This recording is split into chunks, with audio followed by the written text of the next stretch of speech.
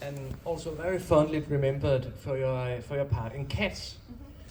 But I've also read up on your resume, and I could not. And what screamed out was that you worked for Canon Films in the film The Apple, which is infamous for its well. And I have to ask: have any of you seen The Apple? Okay. You have to go look for the trailer on YouTube.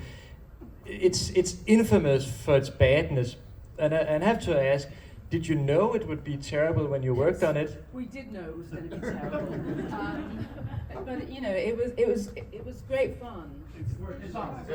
It's on. Oh, sorry. It was great fun, but we didn't know what we were letting ourselves into.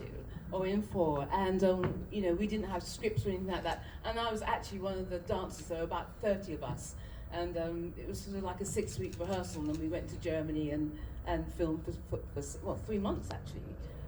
But we didn't realise how bad it was going to be until we actually saw it, and that's why I never talk about it.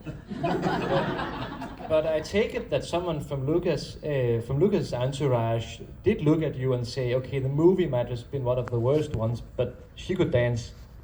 Or how did that come about? Because I can imagine it's sort of hard going from being in The Apple to Jedi. Well, not really.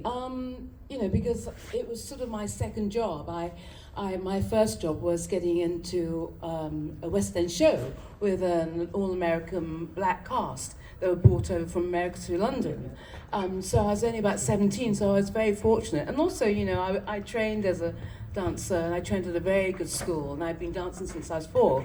So that was my first job. My second job was going to do the Apple film, and because it was all dance, it was like, well, I'll do it. And you know, the choreographer Nigel Lithgow, who does, I don't know, American Idol, So You Think You Can Dance, he's done all that, Pop Idol, and he choreographed it. So it wasn't about being in a bad film and dancing, it was about the standard of my dance that got me into, you know, other auditions and other shows. And then, you know, I did The Wiz, and I did another show called Alice, and then Cats came up, and I auditioned for Cats, and you've got to be very good, you know, an athlete as well as a dancer.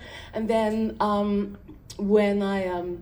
Jedi came up, and it was just simple because they asked me, my agent said there's an audition going on, and it's a film, and we don't know what the film, again, yes, there you go. That I had to have faith in where I was going, and they said we couldn't tell you what it was because it's a secret.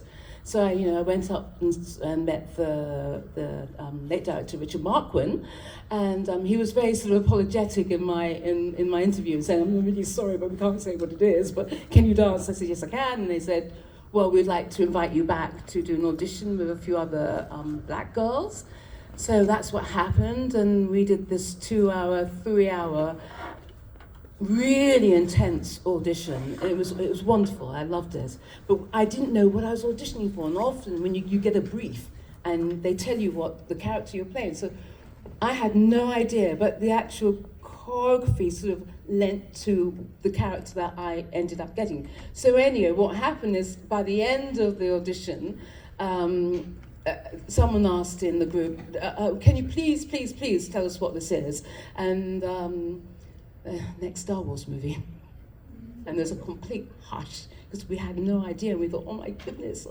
Anyway, I was doing Cats for the second time, and I went up, I took the choreographer who was choreographing us in the audition. He just said, "Look, Femi, I don't want to say anything, but they loved you, and I think you've got the part." And by the time I got to the stage door, I had the message from my agent and saying to ring, and I didn't. They said, "Yeah, you got you're next in the next Star Wars movie." So that's how I got it.